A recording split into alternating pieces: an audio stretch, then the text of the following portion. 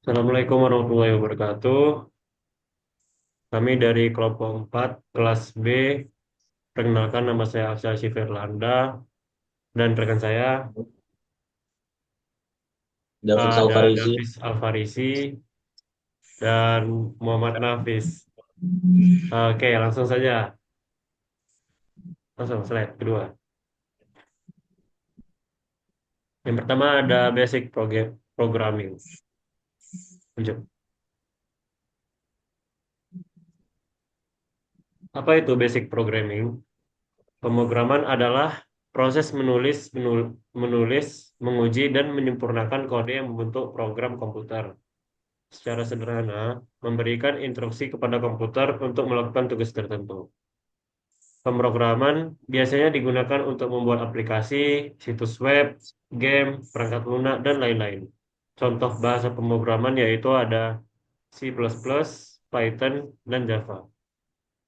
Lanjut.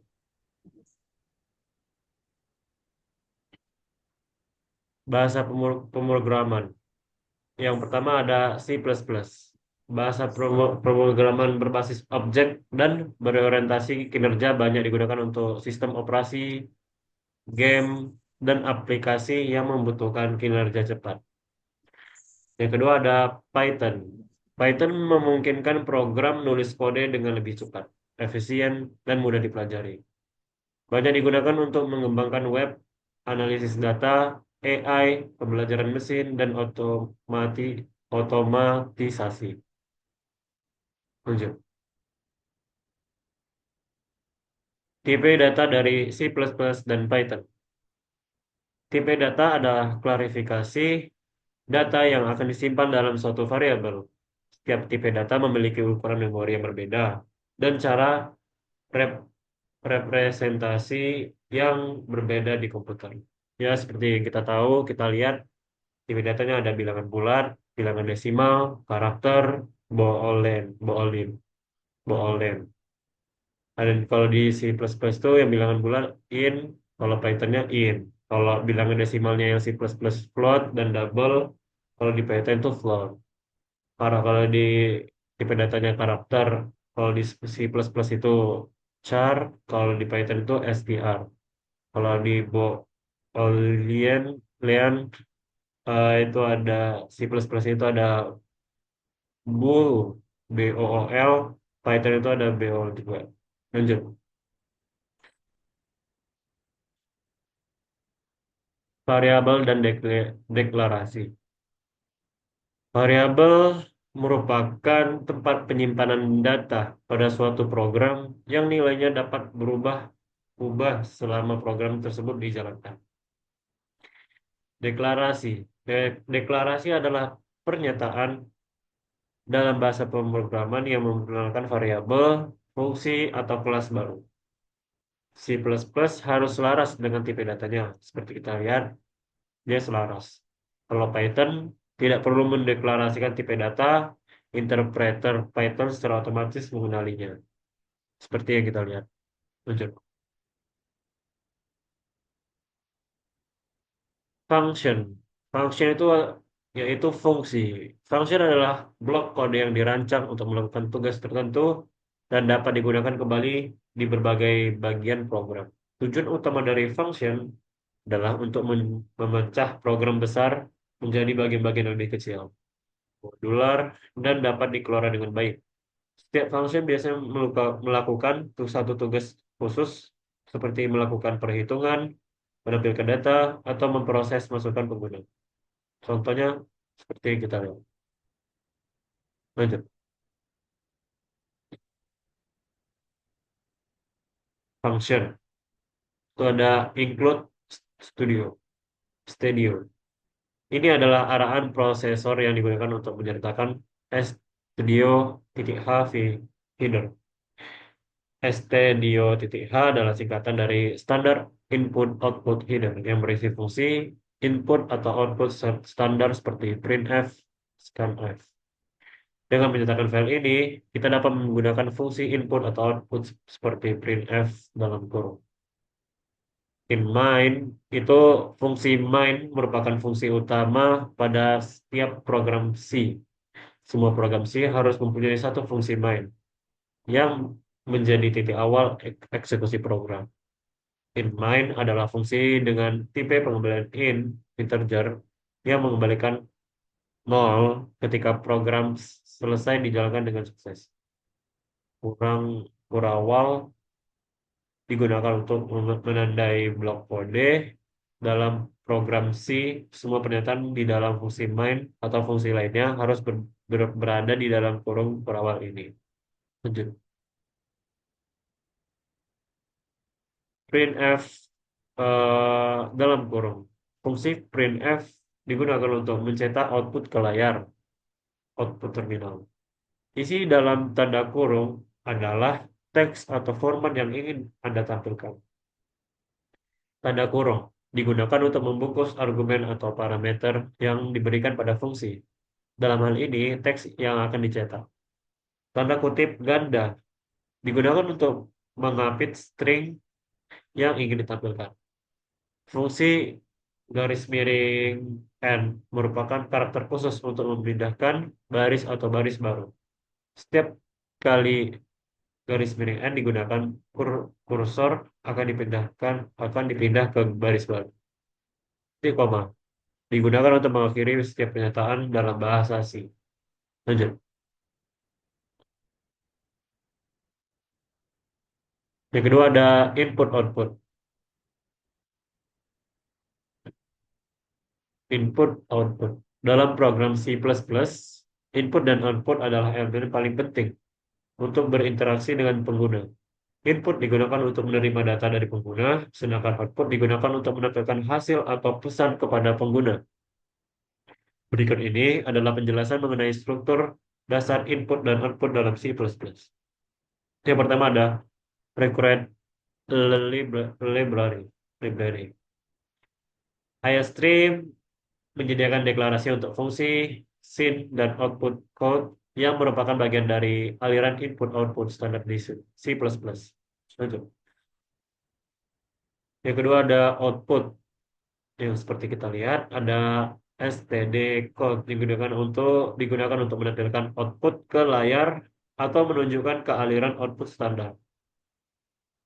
Terus ada operator. Ada operator penyisipan yang mengalirkan data ke output. Lanjut. Yang ketiga ada input.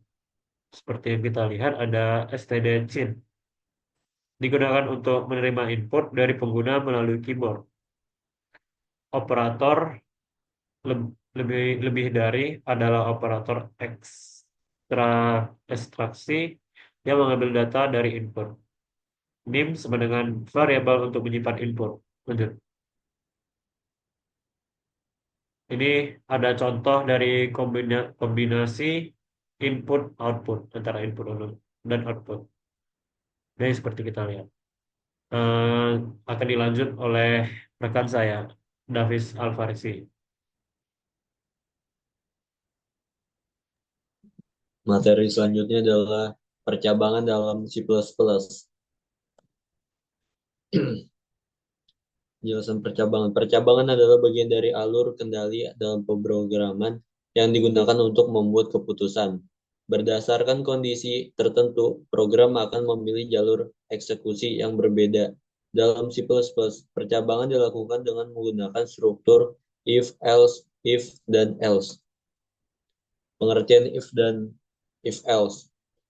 If adalah pernyataan kondisi yang digunakan untuk membuat keputusan berdasarkan kondisi tertentu. Jika kondisi yang diberikan benar, maka blok kode di dalam if akan dieksekusi. Jika kondisinya salah, maka blok kode di dalam if akan dilewati, dan program akan melanjutkan ke pernyataan setelah blok if. Ini adalah contoh program if dan outputnya. Pengertian if else. If else merupakan perpanjangan dari if yang memungkinkan program melakukan tindakan alternatif jika kondisi if tidak terpenuhi. Di if else, kita bisa menentukan blok kode yang akan dieksekusi jika kondisinya salah. Contoh program if else.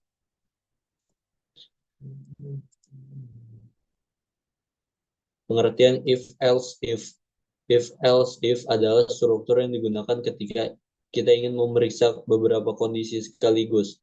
Dengan if else if, kita dapat memeriksa beberapa kondisi dalam satu blok kode, dan blok kode pertama yang dikondisikan benar akan dieksekusi. Contohnya, selanjutnya materi C++.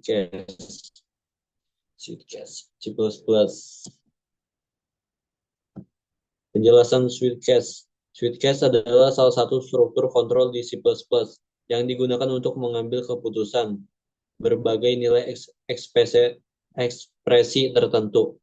Struktur ini sangat berguna ketika kita mempunyai banyak kondisi untuk diperiksa, dan kondisi tersebut didasarkan pada nilai tetap. Konsep dasar if Sweetcase. Contohnya,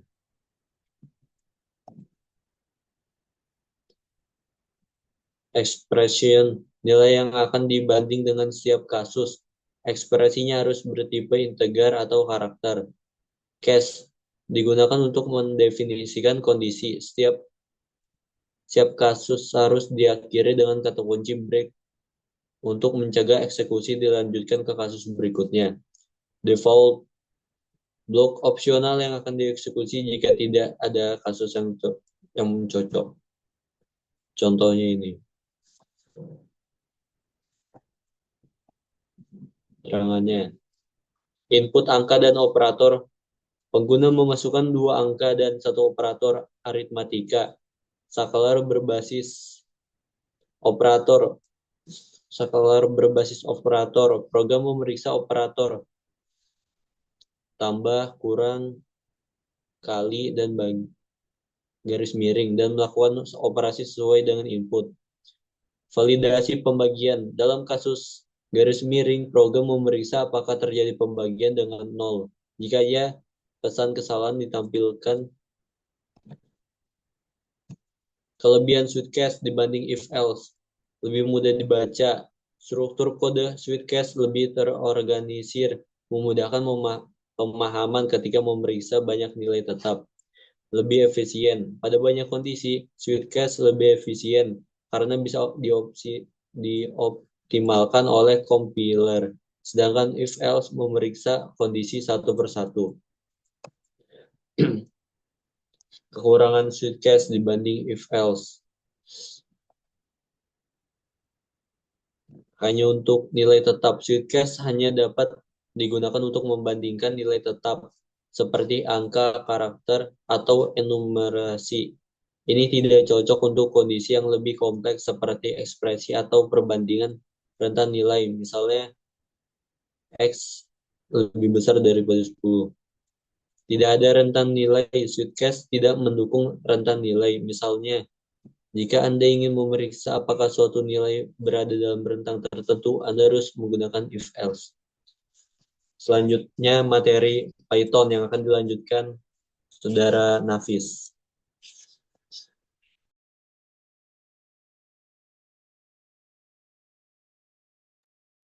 Oke, baik. Di sini saya akan menjelaskan tentang materi Python. Apa itu Python? Python adalah bahasa pemrograman tingkat tinggi yang bersifat dinamis dan terbuka, dikembangkan oleh Guido van Rossum pada tahun 1991. Fokus pada kemudahan penggunaan dan keterbacaan kode. Keunggulan Python. Yang pertama, mudah dipelajari. Sintak yang sederhana mirip dengan bahasa manusia.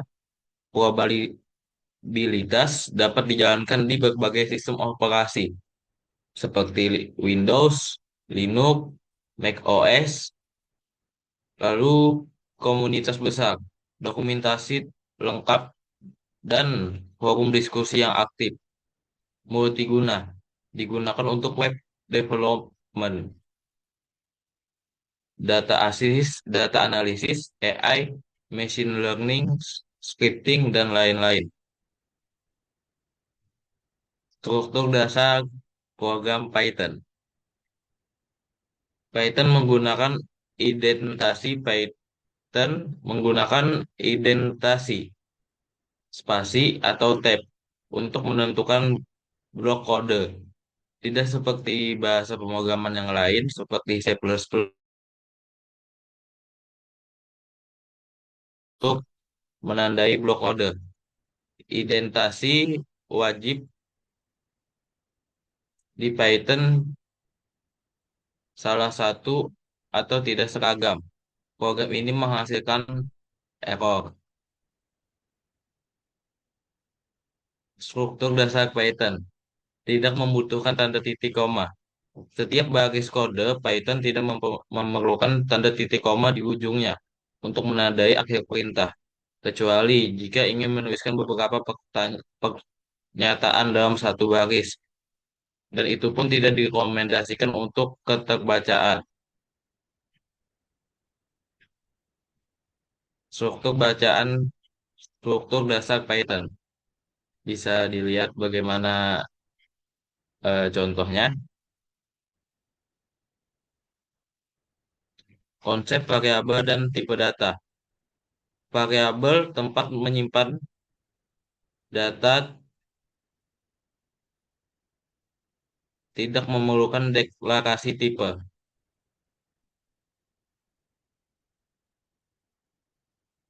Logika dasar Python atau kondisi pengulangan seperti contoh berikut.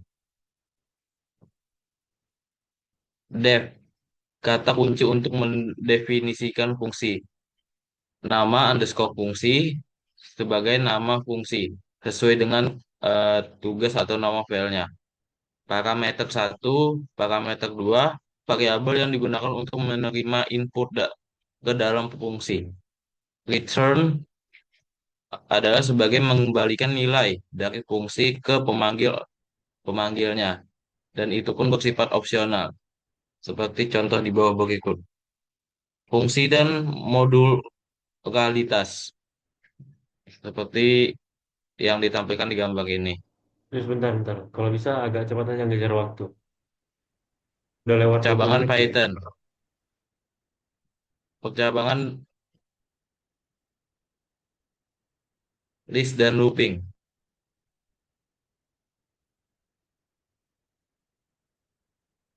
Bisa dilanjut, Mas.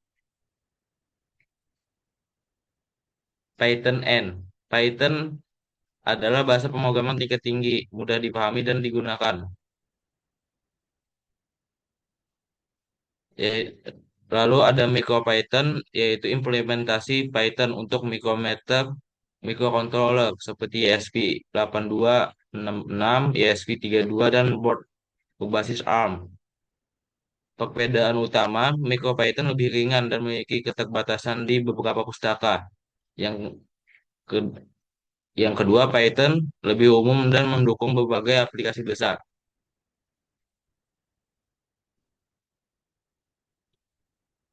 Configuring PIP dan implementing external library in Python environment. PIP Python, alat untuk mengolah paket dan pustaka Python eksternal, lalu digunakan untuk menginstal, memperbarui, dan menghapus pustaka. Kesimpulannya, percabangan memungkinkan program untuk membuat keputusan berdasarkan kondisi. List dan looping memudahkan pengolahan data dan struktur berulang. MicroPython adalah versi Python yang dioptimalkan untuk perangkat keras kecil.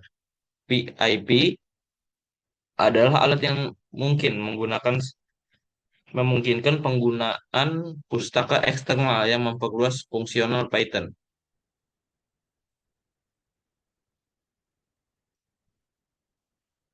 Baik, sekian penjelasan Python dari saya. Maka akan ditutup juga oleh Mas Aksai.